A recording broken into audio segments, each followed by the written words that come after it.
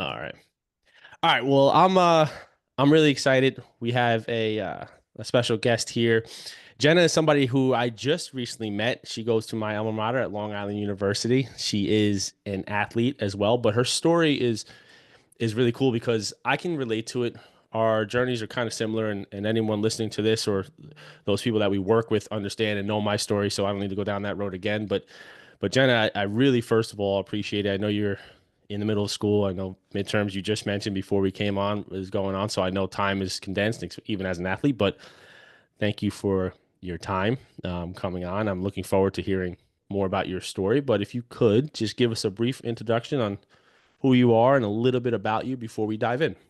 Thanks, Matt. So my name is Jenna. I'm a senior at Long Island University and I play tennis. I was a transfer in as a junior, and I spent 2 years in Florida and 2 years in New York. And yeah, I'm just excited to share my story because I really have a passion for helping other athletes because I think athlete mental health is really important, not spoken about enough, and also college athletes and that transition post college. And I really want to help other people and I really want to share my story if that resonates with anyone.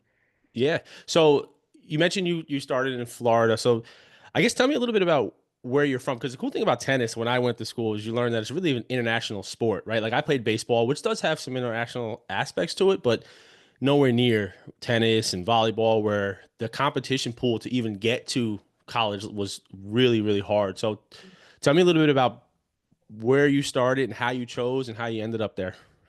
Yep. So I'm from Australia originally. I'm from Sydney.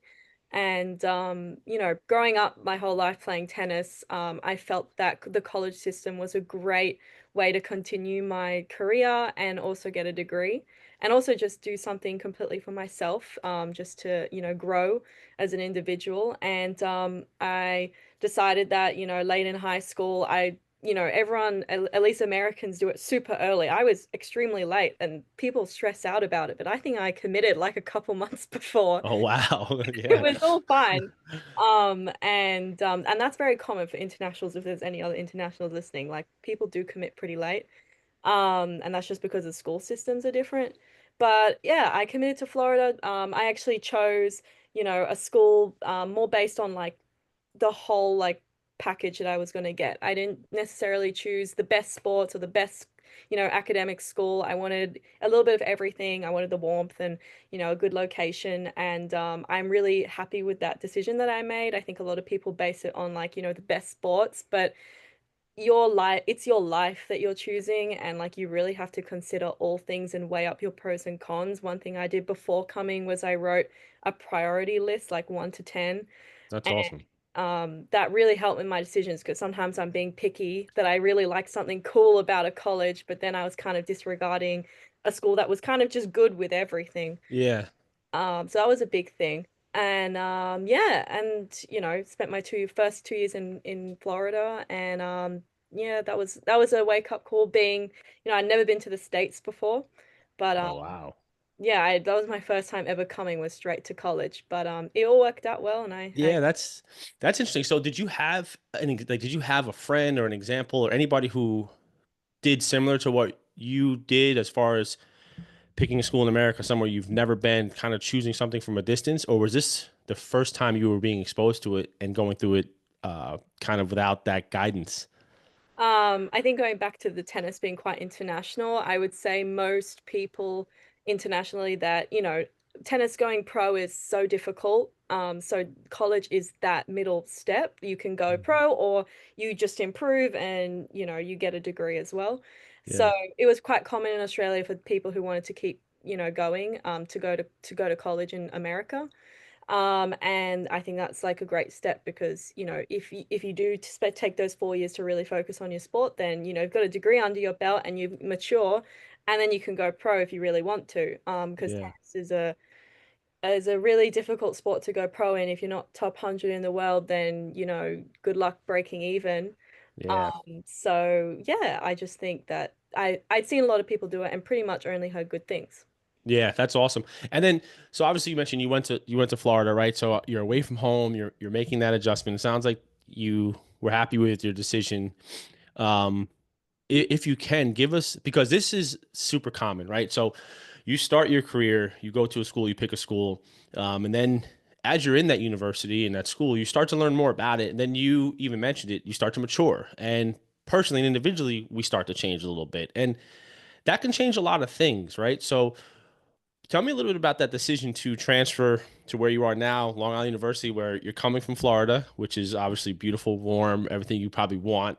And then you come to New York, which is obviously Long Island is a great, but it's a totally different world. What led you to that decision? And tell me a little bit about the challenges you faced in making that decision. Right.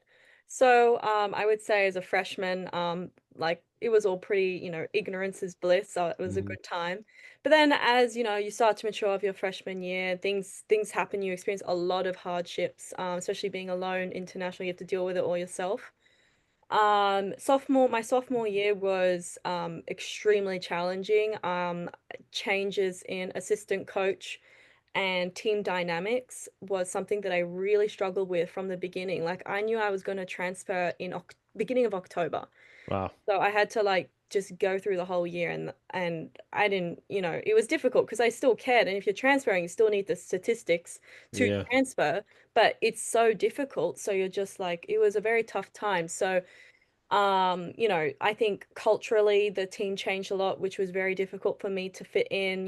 English wasn't really spoken, and I'm talking like the drills being explained in another language and Wow. common, conversation not being in English. And it's like, how can you even get along with your teammates if you don't even know what's going on? It doesn't seem like a big deal, but if you're trying to bond and create a good team culture and you don't even know the little conversations going on, like how do you fit Yeah. into that? And then the coaches as well, kind of being besties and with the players because they're kind of graduate assistants and pretty an absent head coach, very results focused and didn't really care what happened in training, just tell me who won and that's all Right. I remembered. So it was very difficult for me as a player who likes the feedback, likes to build, takes the good things, not necessarily the results. Hmm. And yeah, there was times during my sophomore year I really had to stand up for myself. Like I had to stand up in front of my whole team, the assistant coach and the head coach, and I said, "Hey guys, look, like this is like straight up bullying and like you expect a lot from me in this team because I was put in positions where you were kind of expected to win."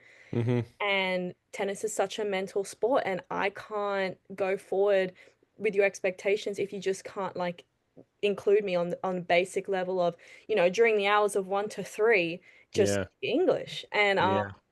I was really proud of myself for that. And that's part of the whole maturation process. And 1 week after I stood up in front of the whole team, I won a tournament straight 1 week after that, like the same day, That's exactly awesome. 1 week. And I was so proud of myself.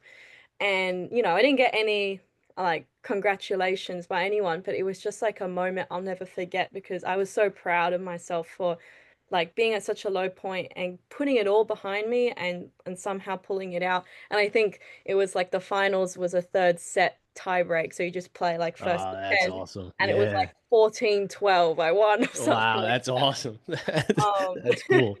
So yeah, and that was the fall, and then the spring was horrible. And honestly, like to be completely honest, the spring I had such bad results, like I couldn't deal with it anymore. Like I was losing a lot, but I was still put to play, and I wasn't getting any support. It was more fingers, fingers being pointed at me. Why Yeah. can't you do this? Why can't you do this? But not being asked like, hey, what can I do to help?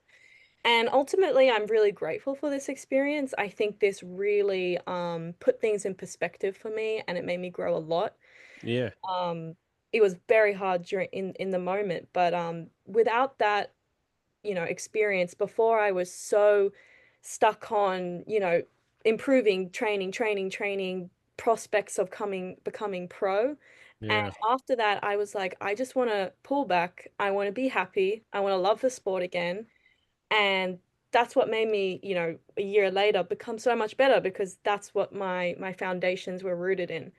Yeah. And yeah, it was, that whole transfer process. I don't know if you want me to get into that bit, but Yeah. Well, before that, I mean, first of all, I mean, congratulations to you because it's so easy to get lost in our emotions especially as athletes, because everything continues to move on, right? The competitions, the matches, the games, they continue to happen. The schedule continues to go.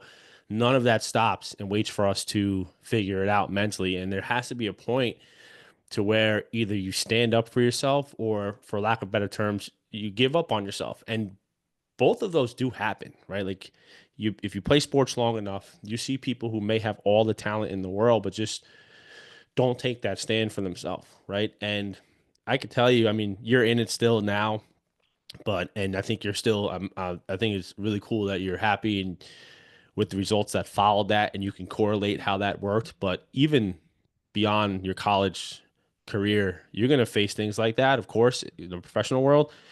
And I hope that you continue to draw back on that because I'm sure in that moment that was hard. Like standing up in front of everybody, I'm sure that was hard. And unfortunately for me, no, not unfortunately, but it took me a long time to be able to do that, right? Because there's such an immense pressure. Um, if you're on scholarship, if you're being looked at to win matches, if it's just so much pressure. And how old are you at that time? 19, 20, you're still so young. And for you being so far away from home and trying to figure that out. So I commend you for that. That's a really cool step. And that alone, along with winning, but that alone shows perseverance and strength that correlates. And then, yeah, so it sounds like when you were ready to transfer, which was early in the year, but it sounds like you had enough time to think about it. What was it that you were looking for at the next place when you were finally able to transfer? Honestly, it was just happiness, Yeah. and that's really hard to gauge when you just email and maybe have Mhm. a 10-minute phone call. Yeah.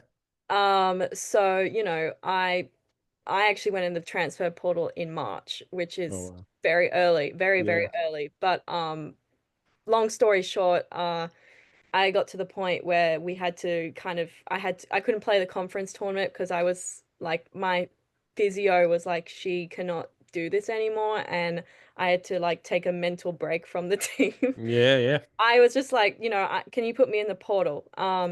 And I got put in the portal. I made an Excel sheet. I wrote down all the schools that I was emailing. I put like a column of, why I liked the school or what the positives and negatives were. And it was it was a long process. And honestly, transferring now that I'm like, jumping forward, but looking for jobs and stuff, Yeah. transferring is actually such a good, like, helpful skill.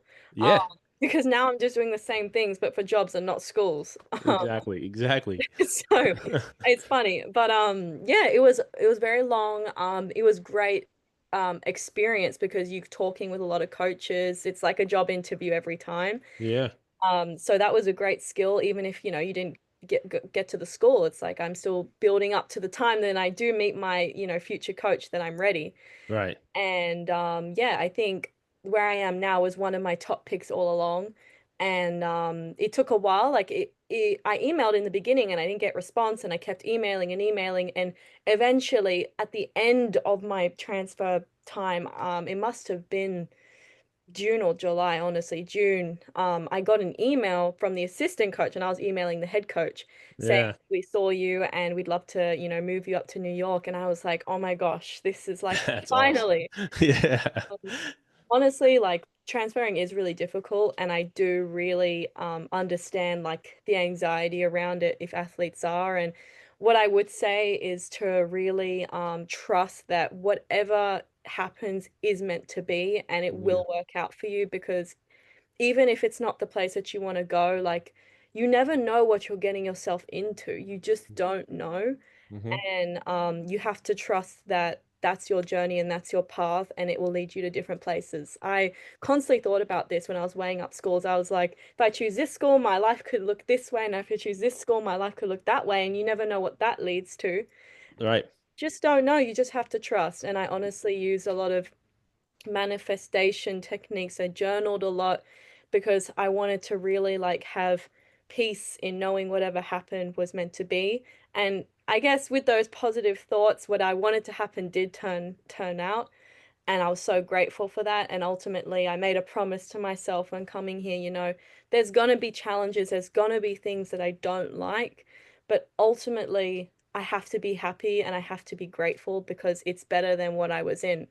And Yeah. I'm grateful that I got to experience Florida and New York. So that's That pretty yeah, good. absolutely, absolutely. Now, did you have anyone that you relied on when you were in those tough times when you were making it? Was it family? Was there someone at the school, a friend? Who did you turn to for support if you had? Honestly, my family, I was very grateful and I was grateful that I got to go home.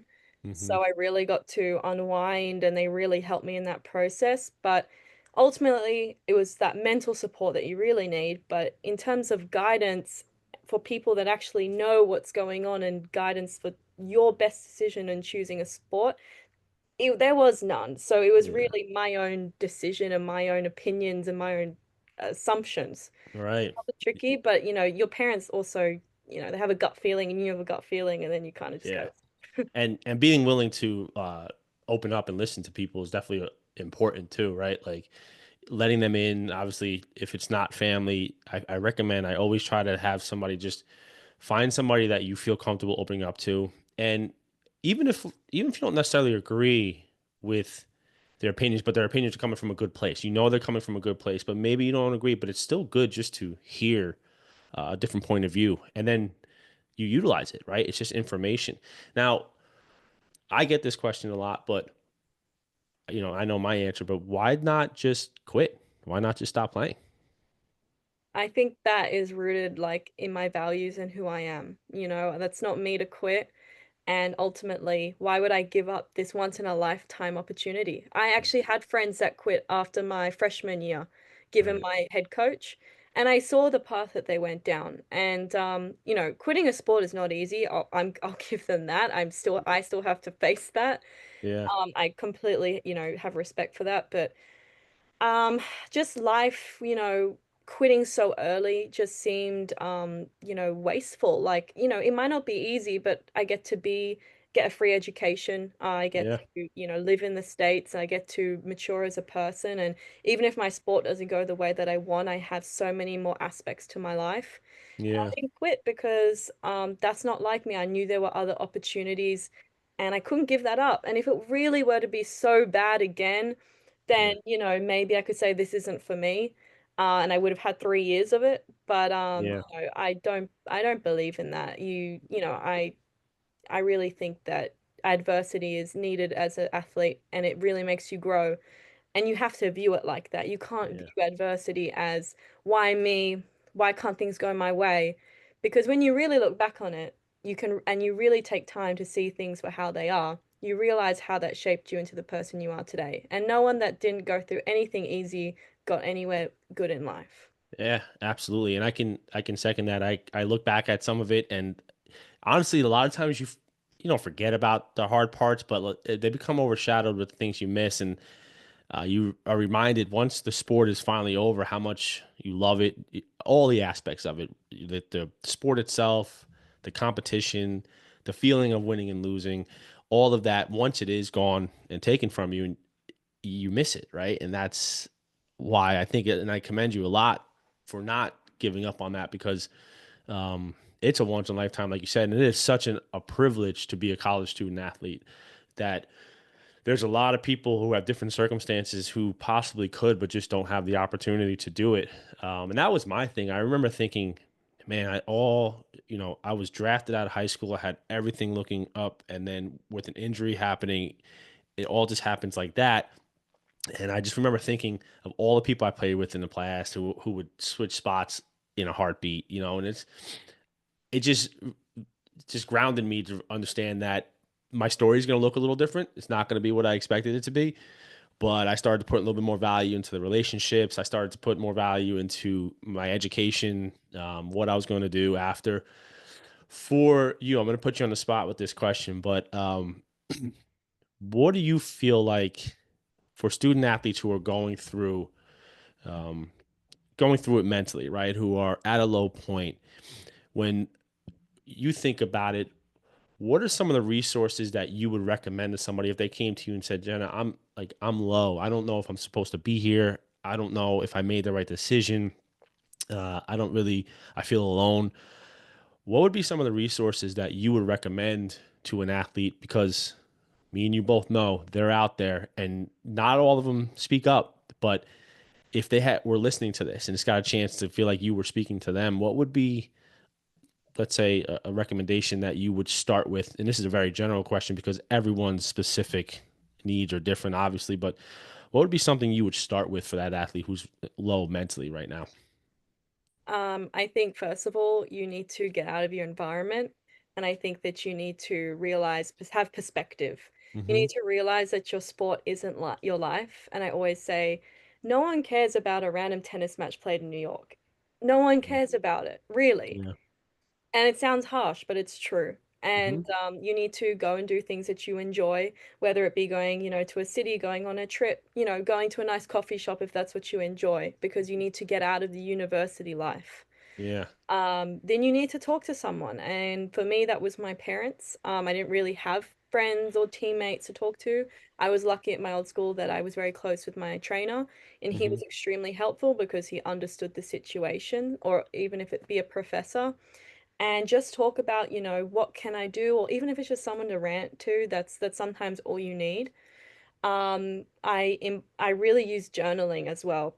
Yeah. Have no one, just grab a pen and a paper. I actually have it right here. This was a book that I wrote in That's all awesome. all my 2 years, and you know what? I'm so grateful I wrote, not for the sake of getting out my thoughts, but to look back on it because I can reflect on it now and I just see how much I've grown, and I can relive what I felt, which is an amazing feeling. But I can really be, wow, like now I can handle this situation so much better. And when you write, just let your thoughts flow. Today I'm feeling this and I'm frustrated at this, but then maybe end it with what you want to do moving forward. Like if you're going to write, I used to write sentences out and repeat it. Like, I am more than my sport.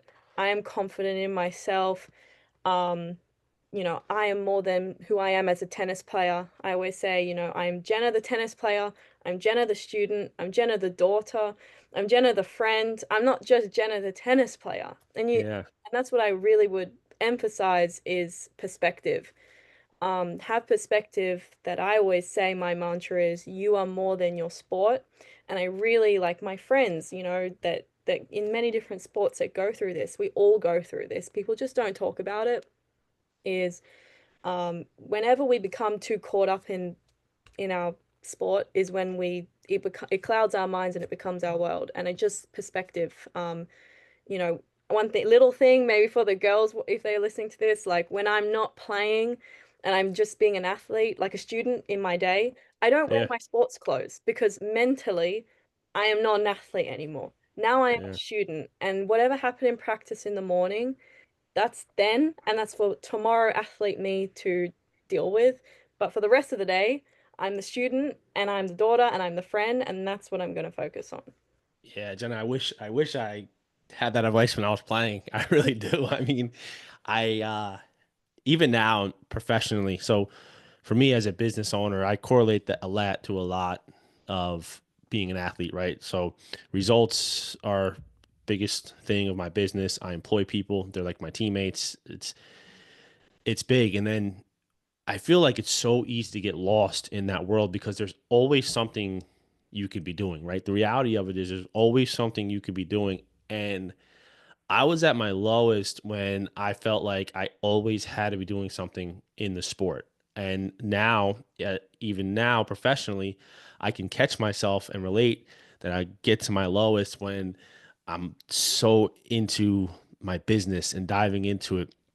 And something as simple of I harp on it because it's a great advice is just do something outside of it, right? Like well rounded. I think that's great advice. I mean, even like you said, what you wear. I mean, I walked around campus in my sweatpants and hoodie, team gear all the time, and it wasn't until after I played where I was like, "Damn, I got to put on jeans now." Like this is different, Like I'm not going to work out, the schedule of it. So that adjustment was real. Um, Not to put it on the spot, and we're both LIU, but I guess what's like, how would you evaluate the support that you receive from the school or the the athletic department, or let's just say, because I know it's up to however you use it, right? So I don't want to make it a blanket statement, but how do you feel the support, the opportunity to get support athletically. Do you feel like athletes have that outlet um, available, or is that something that you feel like we could still make progress on, and athletes could utilize more support from former athletes or outside support? Definitely room for improvement. Hmm. Maybe especially because it's not a huge school. Maybe they Hmm. have those psychologists and things in big schools.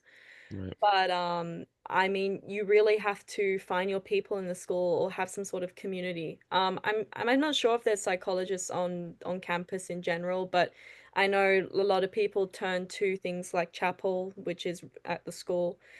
Hmm. Personally, I made really good friends with the school nutritionist, and she's just an older woman that's, like a mentor to me, and I talk to Yeah. her a lot. And then, some people also draw to trainers or weights coaches, but I wouldn't say there's like, a given here. If you need help, go here. And I think that that's in the majority of schools, and I think that is really could be improved.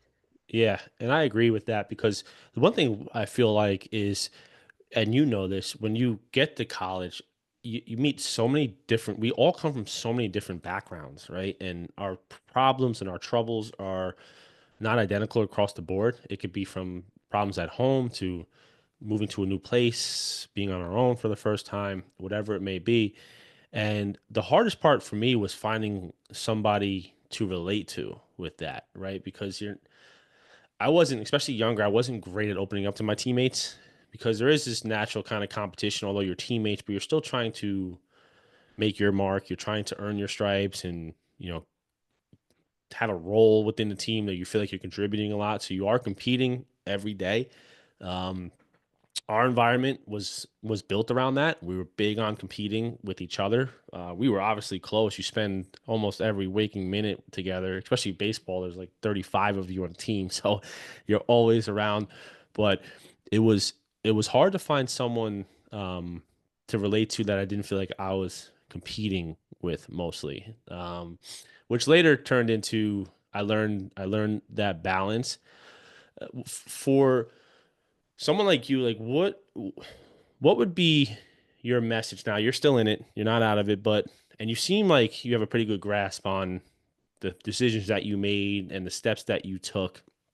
But would there be anything different that you would have done, in the recent past, or do you think it's all part of the equation to get you where you are and where you're going? I think that's a really good question. But I think that everything happens for a reason, truly. Hmm. And I think that if I'd done anything differently, maybe I wouldn't be where I am today. Yeah, And I'm proud of the person I am today and all that I went through and who I've become. And how would I know in the moment? I've never been an athlete before. I've never been a collegiate athlete before. How would I know to deal with these things differently? yeah, Which is why it'd be great, as you mentioned before, some alumni who have been through it to talk to or something like that. That would hmm, have been amazing. But I don't think everyone has access to that. yeah, And yeah, so I think that's all part of the learning process. And ultimately, it's, if you had done things differently, maybe, it could have gotten a little bit of a better result. But in the bigger picture, you gain so many skills as a person that you're going to take for life. And I think yeah, that is what people have to really realize is like, um, you mature so much over these 4 years and you experience so many different things. When I go home and I catch up with people, they're just like, oh, yeah, I'm doing the same things and not much has happened. And, life's all right. But I've come yeah, back with so much knowledge and so much experience. And every like 6 months, I'm changing. And I think that that ultimately is the biggest takeaway from college sports. And, yeah, if you're lucky, you come out with it with good results, good teammates, good experiences, and those are all positive add-ons. But even if it's not perfect and that perfect collegiate life that everyone paints it out to be, you do come out with so many things that you can't write on a piece of paper, but it's who you yeah, are as a person. yeah.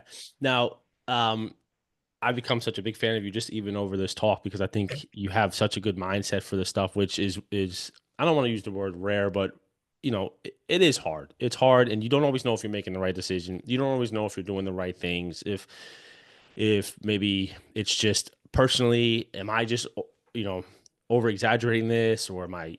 There's so many thoughts that go through it. I This question is kind of for people in your situation, but then also younger athletes. What do you think some of the common mistakes are that you've seen over the years that someone, like an athlete or a teammate that, like for me, for example, I know for us every year, again, there's about 35 guys on a baseball team. So naturally you'd have some turnover, but commonly, like I would notice that people who weren't able to take self ownership a lot of times got weeded out and would end up transferring or stop playing.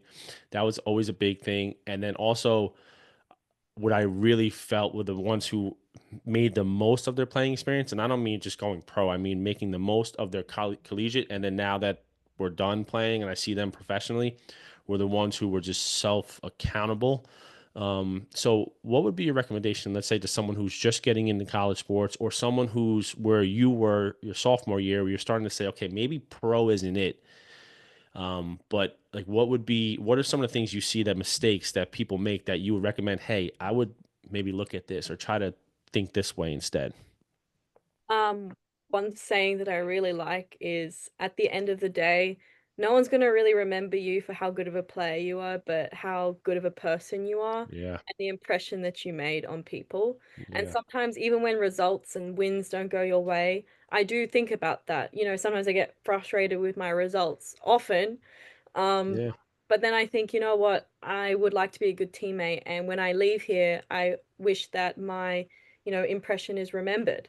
And as a freshman, I did think more so in the pro aspect. I'm like, I'm going to use these 4 years to work really hard, and by a senior, I can give it a crack. Now I'm a yeah. senior, and I'm definitely not going to give it a crack. Right, yeah, fair. And I still work hard because I enjoy it, but I just give it a different perspective. And, there's nothing wrong with having that perspective at all, but things happen, even if you're the best player ever, maybe you have a bad coach and you fall out of love, you have an injury, Mm-hmm. financially, maybe you can't just do it. There's so many things. It's not that you're just good enough, and you always have to have, a backup. Because Right. I've seen it a lot, from a young age, many, especially with tennis, you just have to sacrifice everything, and you do, but you never hear about the stories about those who don't make it. And I Yeah, see, and I was friends with a lot of those people, and now they really are stuck. They don't know, they don't have an identity, and that's why I think college is such a great thing, because you build yourself. But if you lose your sport, yes, it's hard, but you have a backup, you have something else. yeah, So in saying that, yes, I would say be a good teammate and a good person first, and then you try win and do your best. But ultimately, that's not everything. I like what you said about accountability as well. It is tricky, especially in a sport like tennis, because mm-hmm. it's an individual sport, but you're on a team, and you often play your opponent, your teammates, to Right. play or not, and that's really difficult. And ultimately it is tricky, but that's what I would go by. Just being a good person and sticking to your values and morals. And I honestly think if you're new and a freshman, like I had a great senior mentor as a freshman, and she really helped me. So, Mm-hmm. don't just hang out with the new kids, like just be, mature and bold and talk to Yeah, older people. I'm sure they won't mind it. And yeah, that's what I would say. yeah. No, that's awesome. Me too, actually. My freshman year, it took me a while to open up to upperclassmen, and then when I finally did, it really changed everything for me. I felt more at home. I became very close with a junior who just, for whatever reason, took me under his wing, and we remain good friends now. And it was so helpful. And I don't know if it's always going to go like that for people. You might open yourself up to people, and it doesn't go that way. But you said it earlier, you just never know, right? And then if it's not what you expect, I've kind of learned, and now the way that I look back at things is, was a learning experience. I could tell you honestly, in a moment, I didn't think like that. I didn't know it was, but I know now that some of the relationships that I had, some of the instances that we've been through are now learning moments because I feel like life, it's just kind of you revisit those moments in different environments, right? And when you, as an athlete, you look back and you say, I've been through this before. I can correlate this to something. And you said it a couple times. No one's going to really care what kind of player. I mean, you'll talk to people and people still ask me about, certain things, but then like I'll talk to my coaches sometimes and they'll bring up a game and they remember it better than I do. And it's funny because like it's funny how different things make different impressions on people. So to kind of like just let go of that and understand that all these situations are just preparing you for what's to come. And the more you understand that, hey, in the moment I was down or I was angry or I was pissed off at this. And then as you get past it, you start to realize, okay, like life moves on. It continues to move. And what I thought the result of this bad match or this bad pitching outing for me was going to be wasn't necessarily the case because it's so easy to kind of like dump all the negativity on yourself and say, okay, coach isn't going to play me anymore and all this stuff. And then professionally, it's easy to do that too. You make a mistake at work or you feel like your boss is finally like, you go through these things over and over. So on the flip side of that, making it through and you deciding to, I'm going to do this and I'm going to go somewhere that makes me happy and I'm going to try to put myself first in the right way. What are some of the strength you think you're leaving with because of your experience? Some of the things that you're going to continue to bring on that you know that you're going to implement in your life. We call them transferable skills. They can kind of transfer to anything that you do. What are some of the major ones that you feel like you've learned along these last 4 years?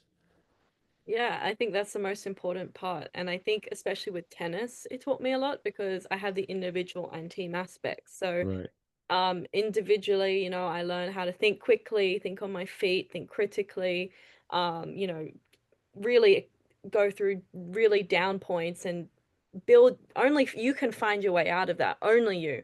And Yeah. I experienced that so many times. And that gave me perspective as well because every time there's adversity, I know I'll pick myself up every time, no matter how hard it is. And also from a team aspect, working in a team, helping yourself but helping others. There's an aspect of making sure that you're okay so you can help others, not so, when you're at your low point, you can't really give as much as you Yeah. and I think I'm the tennis captain of my team, so there's leadership skills, and I really I try to be that upperclassman to the freshmen. There's some transfers that came in, and I see myself in them, and I'm like, Yeah. I tell them these things, how to think and how to approach these things, and not to make it so results focused, and more, it's a journey. Yeah. Um, and I really, think that, also standing up for myself, backing myself, and I think, now when I'm transitioning now into probably more professional life, it really doesn't scare me, I've It's had the awesome. transfer process, I've had to talk to a lot of people, Yeah. I've lived in two completely different places, I've met completely different people, and I think that skill set I never would have gotten without, athletics. And I'm ready to face that real world as difficult as it is to leave behind what you've done your whole life. Yeah. Yeah. No, that's awesome. And then obviously so much can change, right? This is just in today, this is right now, but where do you think you're headed? Like where do you think um your passion is going to bring you? What do you see yourself doing, which again can change, will change, but what do you want to do once you're done playing and college is over? I mean, short term, it's, got to get my foot in the door somewhere and, Hmm. build my career. But honestly, long term, I really want to help people. I Hmm. want to help people that were in my position, and I want to tell my story and help other people because that's what I needed in that place. And I feel very passionately about that. And I might not be able to do that straight away, but there's lots of skills that I learned from tennis that I'm willing and I'm excited to use in the professional workplace. Kind of building on building on your career is something that excites me now, not so much on my athletic results. And I'm really ready for that. And I think, whatever I'm passionate about, I'll do well because of the dedication I've learned from tennis.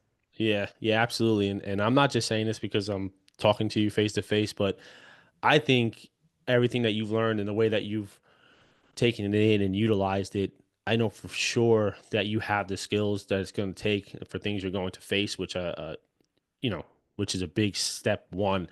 And I really commend your strength, your mental strength, your willingness just to kind of keep going forward and pushing forward. So, I'm biased to athletes. I think we're tough, coming out. And once we finally finish, I think we're ready to face a lot of what the world has to throw at us. And we've probably been through a lot more than people have, and we have some disadvantages. I mean, we spent 4 years of really diving into our sport. Personally, I can't speak for everybody, but I didn't have a lot of opportunity to go out and intern and kind of figure out what I want to do, which was hard. It wasn't until I learned to use that to my advantage and just say, hey, that's just what it was. I just didn't have that, but I did have those experiences in my setting. I did have it in the athletic world. And I learned that everything that people went through in their internships and jobs, we went through on the field or in the locker room or whatever it may be. So I know whatever you put your mind to, you're going to do great.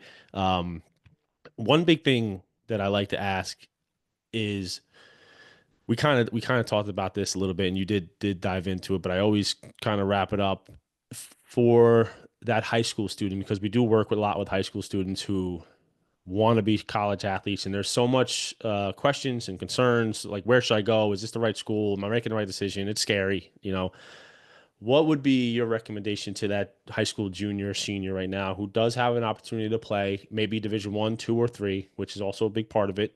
Um, what would be your recommendation to set them up where you feel like, hey, the best place to start when you're thinking about a place to go play and learn and get an education? What would you recommend for them? I would start with that list that I was talking about earlier. So Yeah. really write 1 to 10 what your priorities are, whether it be number one, I need a full scholarship, or number one, I want the best sports or the best academics. I need my degree. Hmm. Location, do you live in a dorm? That makes it a bit different. Yeah, definitely. Yes. There's lots of things, and there's lots of little details that sometimes you need to be aware of. For example, does my scholarship cover my housing? Does it cover my food? Like if that finance is a big thing for you. So make that 1 to 10 list. Then, I would say connection with the coach is a big thing. Mhm. Your gut feeling has to, what do they talk about? I would say from my transfer process, I spoke with some really sweet coaches and we just spoke normally. It wasn't this Yeah. interview type thing. I remember as a funny story, I went to the hospital, turned out just to be strep throat, but they thought I was gonna like die. Yeah. Told me Yeah. I Yeah. had the George Washington disease. I don't know what that means. Me I neither. spent, I don't know, and that was scary. And there was a Yeah. hurricane that day too. But anyway, um, like I was talking on the phone for 30 minutes with the coach about this, and I almost went there. And I actually met him because he was in my conference. And he Yeah. was a great guy. And if I went there, I know I would have been happy too. But there were Mm. other phone calls I had where it was just, pretty short. Hey, this is a script. This school offers this, and we do this. We'll have a phone call back later. And it's kind of like, Yeah. if that's what you want, that's okay. But if you really value that, then that's, I would say, a red flag at least. Yeah. Um, and then yeah, with divisions, I really hate the hate on Division 2 and 3. It's Hmm. not valid. Right. I can only at least speak for tennis with certainty, but top D2 schools will beat majority of D1 schools. Top D1 schools are in their own bracket. The big schools Hmm. are in their own bracket, and I think everyone else is a mixed pool. Of course, the bottom of D2 is not the best, and of course, the bottom of D3 is not the best. But I played D2 and D3 schools, and at the end of the day, you're playing with the mindset of this is a D2 school, they are worse. If you stepped onto a normal tennis court in a normal tournament, you would respect them far differently. You have to Yeah. respect all of your opponents and do not put that into a factor. Don't let your ego get you in the way that I must go to a D2 school. Especially for tennis, it does not make a difference. Sometimes there are advantages to going to D2 schools, actually. Yeah. So, yes, put your priorities out there and trust your gut and trust that it will happen in your in the way that you destined to be. Yeah, thank you for saying that because I say it all the time, and the athletes that we work with, we have to just kind of beat it out of them that Division One isn't the end all be all. And I really truly learned that when I finished playing, and I didn't really know what I wanted to do. I coached baseball, and I coached at a D3, and I walked in there, and I never saw a Division 3 baseball game in my life, and I did have what I thought it was going to look like, and I went there, and I had a handful of kids who could have played on most Division 1 teams. They were good, and they were only Division 3 for different reasons. Whether it was just what they could afford, or if it was they wanted to be close to home. We had some who just blossomed later, right? Like they came into school at 5'8", 160 pounds, and when by the time they were junior, they were 6'2" and 205, right? Just life is just brings you kind of differently. So I appreciate you as someone who's a Division 1 athlete showing love to the different levels, because that just opens up the opportunities for high school players to not feel so stressed about trying to make it there. So thank you for that. My last thing is, first of all, again, I want to thank you. What would be the best way for someone to connect with you? Would LinkedIn socially be the best way for someone to connect to you? And if it is it just your name? And is that the best way for people to follow up with you? Yeah, LinkedIn. Yeah, I think it's my name, Jenna Svatos, and yeah, I Okay. think that's the best. Yeah, and I really recommend for I know our athletes listen to these, and we do have a lot of connections that kind of work out in their own way. I really, really recommend those listening to this to reach out to Jenna. She's been great to learn. I've learned it along with everybody listening. I learned your story, and um, I want to thank you for your time, and thank you so much for just being honest, transparent. That's huge, and we need more of that. And I know that's what our athletes benefit from, and from different grades to situations, just athletes being honest and open with each other, I think is a big thing. So thank you so much for your time. I hope this isn't the last time that we connect and we speak again. And again, anyone who can relate to this, please connect, follow Jenna. Don't hesitate to reach out, ask your questions, and thank you so much. No, thank you. I really enjoyed this. And to any athletes out there listening, I would love to help you if it resonates with you. But thank you, Matt. I really enjoyed this. That's awesome. Well, thank you. And I will put Jenna's information in the description of this show so you all can follow up, and we'll see you next time. Let's